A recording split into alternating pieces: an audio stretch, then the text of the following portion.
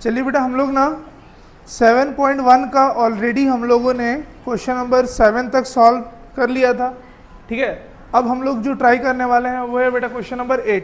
सब लोग देखिएगा बुक में, find the values of y for which the distance between the points p q is 10 units, ठीक है। तो अपने को क्या निकालना है बेटा, y का वैल्यू निकालना है। अगर okay, find the value of y,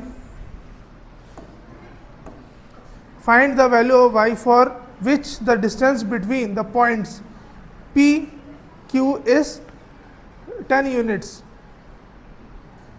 तो देखो एक पॉइंट p है और एक पॉइंट कौन सा बेटा q है, ठीक है।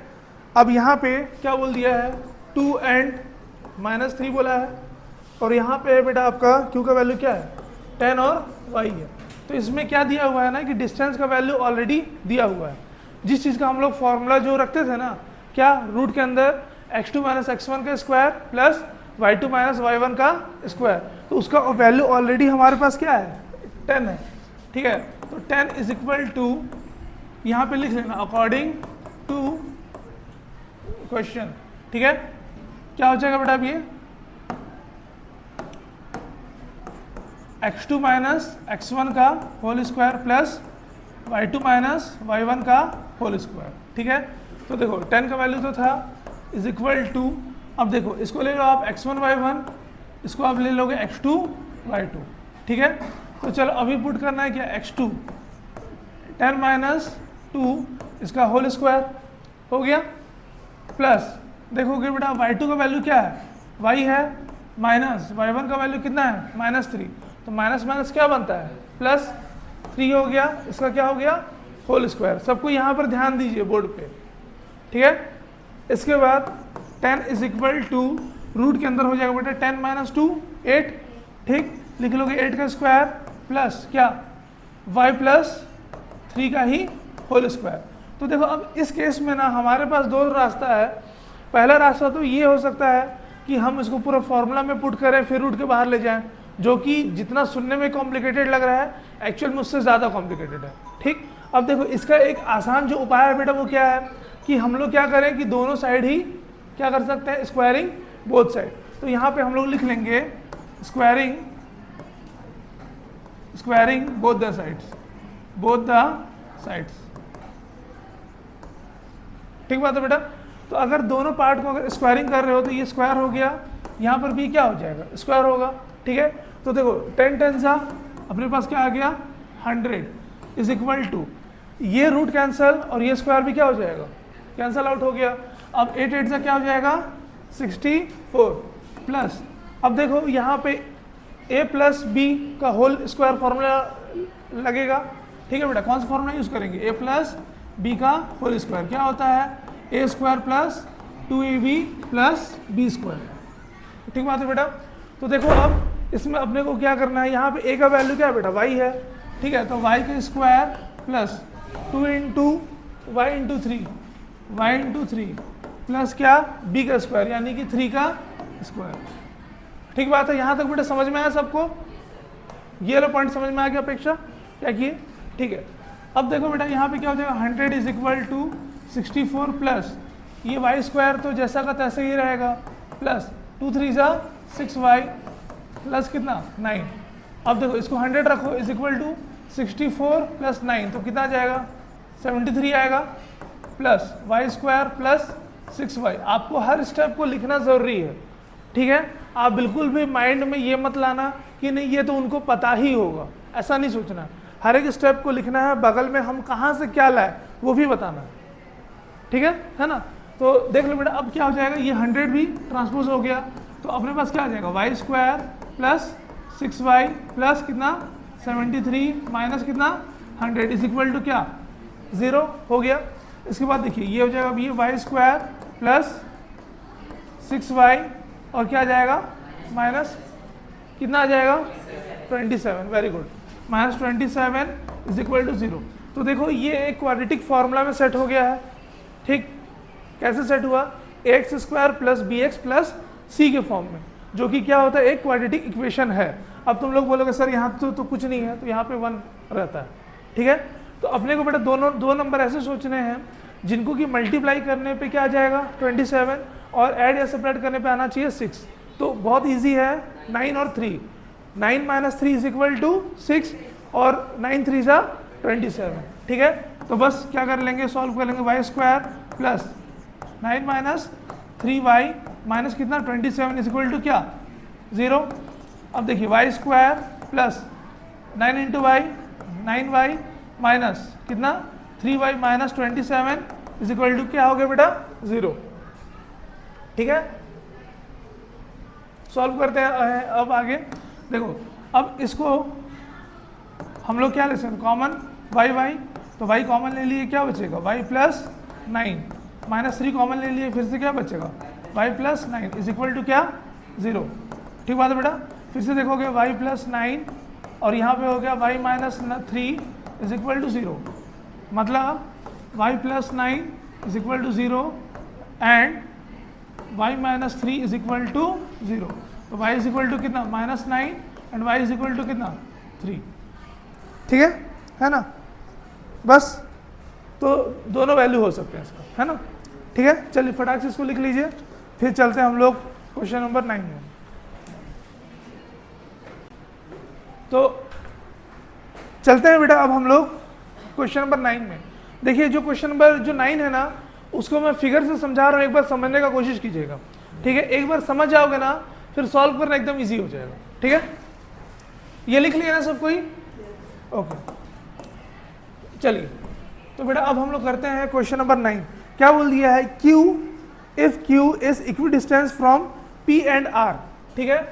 मतलब क्या, एक पॉइंट बेटा P, एक पॉइंट क्या है R है, ठीक है, और जो Q है वो क्या है बीचों बीच में है, ठीक। थोड़ा अच्छे से बना देते हैं, P R और ये बीच में क्या है पॉइंट Q है, ठीक बात है, हो गया।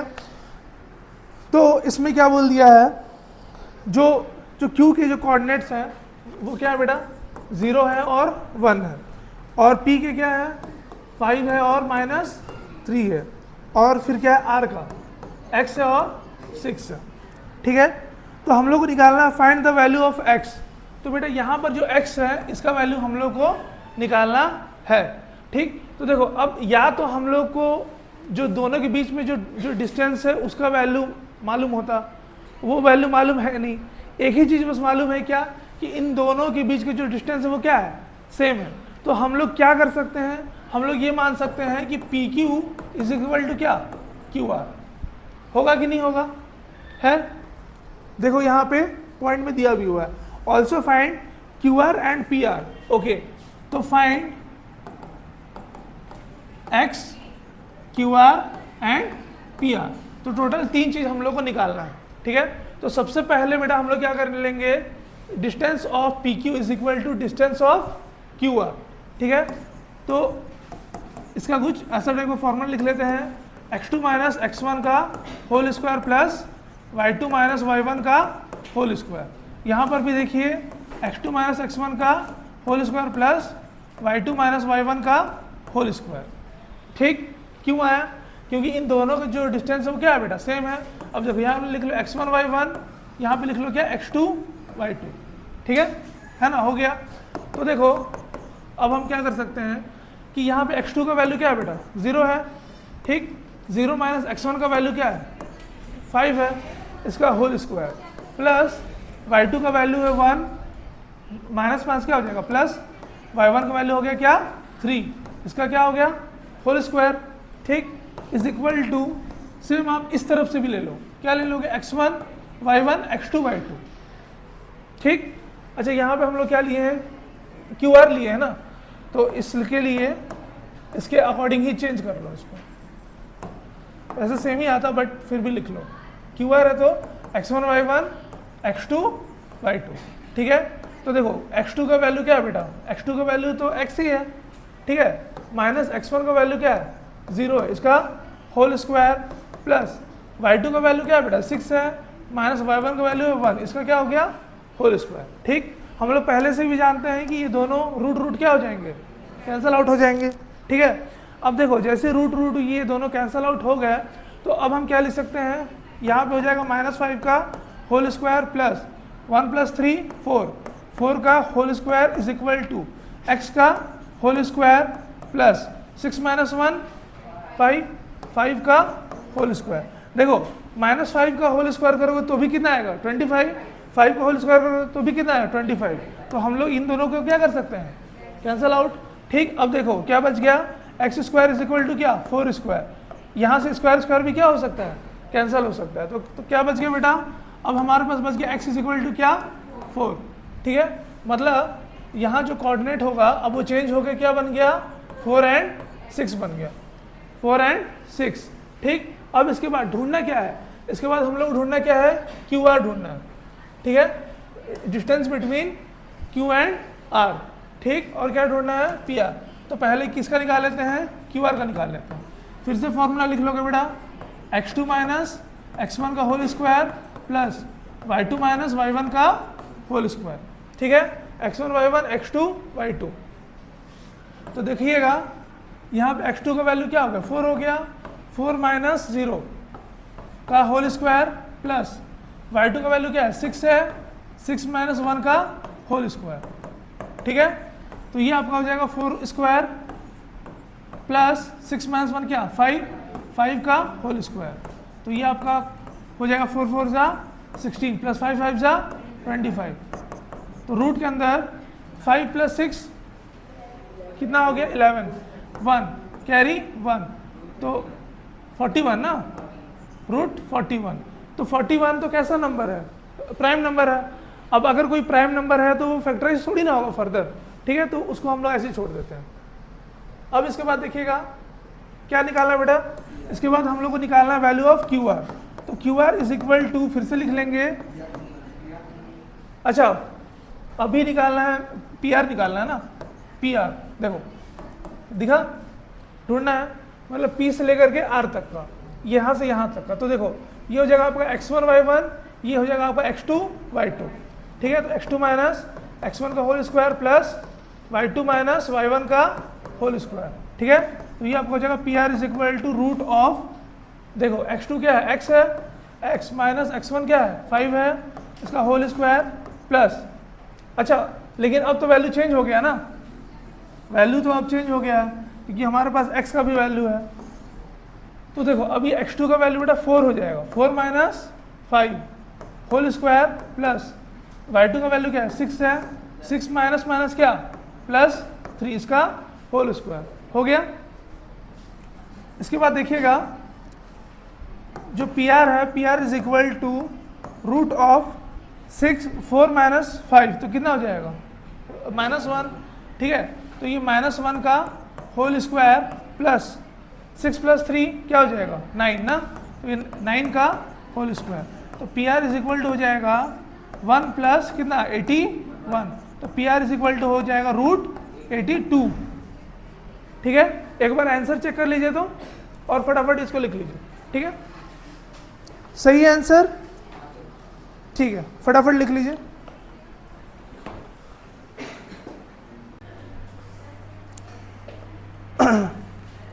ठीक है बेटा, अब देखो ये जो एक्सरसाइज है ना 7.1, इसका जो लास्ट जो क्वेश्चन है वो है 10th नंबर। ठीक है, तो 10th नंबर में क्या बोल रहा है, find a relation between x and y such that the point xy is equidistant from the point 3 6 and -4 and -3 and 4।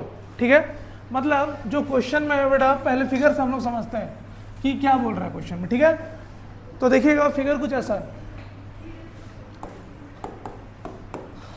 Figure में बेटा हमारे पास पॉइंट है 2, मान लेते हैं एक पॉइंट का नाम A, एक पॉइंट का क्या नाम ले लोगे B। ठीक है, और बीच में एक पॉइंट है जिसको कि क्या नाम ले लो O, और इसकी वैल्यू क्या है XY है। ठीक है, और जो बाकी जो 2 पॉइंट्स हैं उसकी वैल्यू क्या है, इसकी वैल्यू 3 6 है, और इसकी क्या वैल्यू है -3 and 4, -3 and 4। अब बोला क्या है कि ये जो पॉइंट दिख रहा है ना XY जो कोऑर्डिनेट है वो बाकी 2 पॉइंट से एकदम इक्वल है, मतलब जो बाकी जो 2 पॉइंट है ना उनसे उनकी जो डिस्टेंस है वो क्या है एकदम इक्वल है। तो फिर से हम लोग क्या करेंगे, सेम चीज़ इस्तेमाल करेंगे। ठीक है, अच्छा और एक चीज़ है इसमें पॉइंट है, इसमें कोई भी ना जो आंसर है वो नहीं निकालने बोला है, क्या बोला है कि दोनों के बीच में क्या रिलेशन है वो बताना। ठीक है, तो देखते हैं कहाँ तक सॉल्व हो पाता है। ठीक है, मेरे को जहाँ तक लगता है ना कि इसमें एक वो बनेगा, ये इक्वेशन बनेगा। ठीक है, आ जा भाई, कहाँ गया।